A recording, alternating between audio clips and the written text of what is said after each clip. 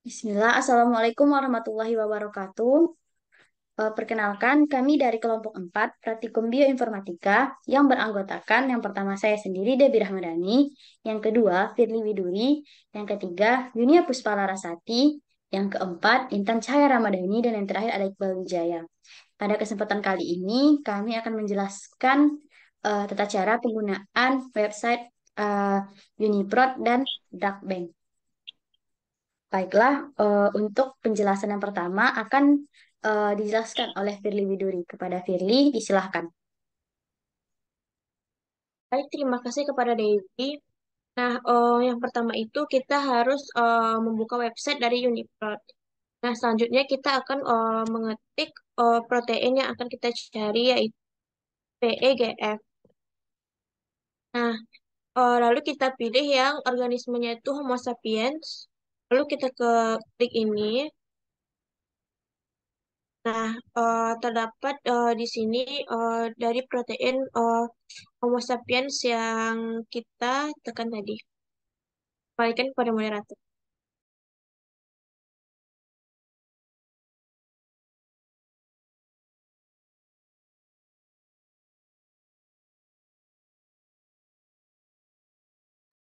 Baik, terima kasih kepada Firly. Selanjutnya adalah penjelasan mengenai fungsi molekuler yang akan dijelaskan oleh Laras. Pada Laras, disilahkan. Baik, selanjutnya kita membahas mengenai fungsi dari protein FEGF yang terdapat pada salah satunya yaitu pada manusia. Seperti yang terlihat pada layar, itu bagian function atau fungsinya, yang mana salah satu dari fungsi protein VEGF ini adalah berperan dalam induksi gen induk yang terlibat dalam dalam respon terhadap hipoksia dan juga induksi angiogenesis serta protein ini juga terlibat dalam melindungi sel dari kematian sel. Mungkin sekian, dikembalikan kepada moderator. Baiklah, selanjutnya adalah penjelasan mengenai fungsi proses biologi dari protein VEGF ini. Boleh scroll ke bawah, ya, ke samping. Sedikit. Nah, adapun beberapa fungsi dari proses biologis protein ini sendiri adalah pada siklus sel mitosis, sitokinesis, proses sistem imun, proses sistem otot, peredaran darah, ginjal, metabolisme karbohidrat, replikasi DNA, perbaikan DNA, transkripsi DNA, metabolisme asam amino, respon inflamasi, pemisahan kromosom, glikosilasi protein, dan masih banyak lagi fungsi yang dapat kita lihat pada layar tersebut. Nah, selanjutnya penjelasan mengenai lokasi protein, struktur 3D, dan penyakit yang berkaitan dengan protein ini akan dijelaskan oleh Iqbal. Kepada Iqbal, disilahkan.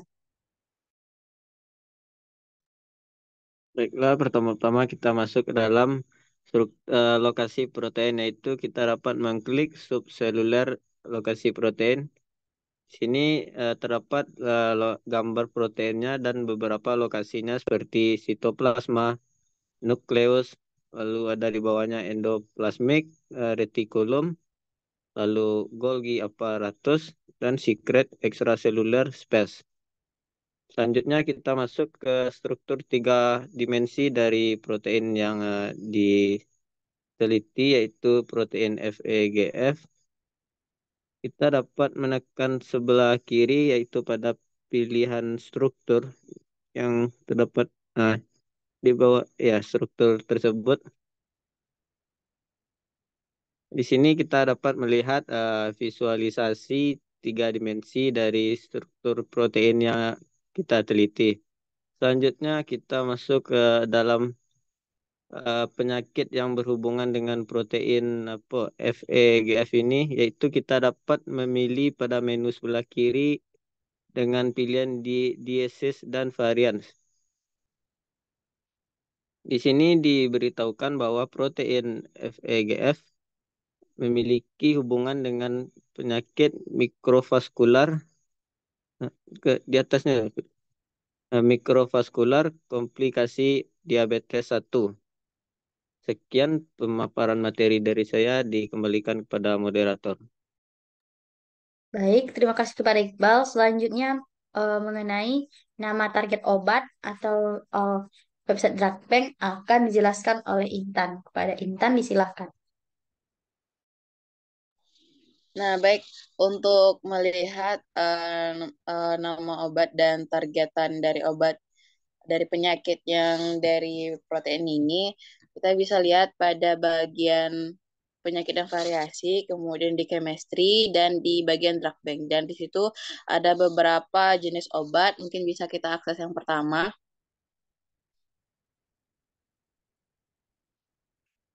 Nah, mungkin bisa di sini dulu, Fer.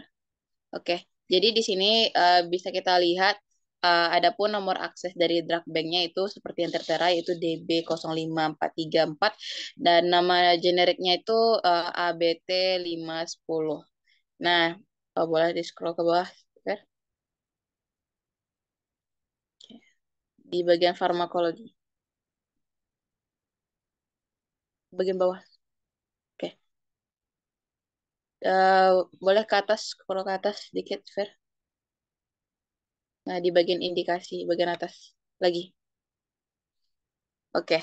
Nah, adapun obat ini itu diindikasi itu diselidiki untuk penggunaan atau obat pada limfoma, melanoma, dan tumor padat. Adapun targetan dari obat ini bisa di-scroll ke bawah lagi. Oke.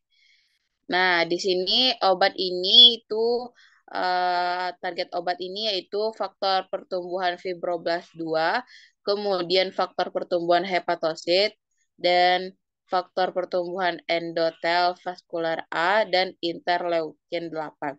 Nah, rekan-rekan bisa mengakses lebih jauh mengenai target-target ini, bagaimana mekanismenya terkait obat ini. Mungkin sekian penjelasan dari saya, dikembalikan. Baik, terima kasih kepada Intan. Eh, Demikianlah penyampaian dari kelompok 4 mengenai website Uniprot dan drug bank. Jika terdapat kesalahan, kami memohon maaf. Assalamualaikum warahmatullahi wabarakatuh. Waalaikumsalam.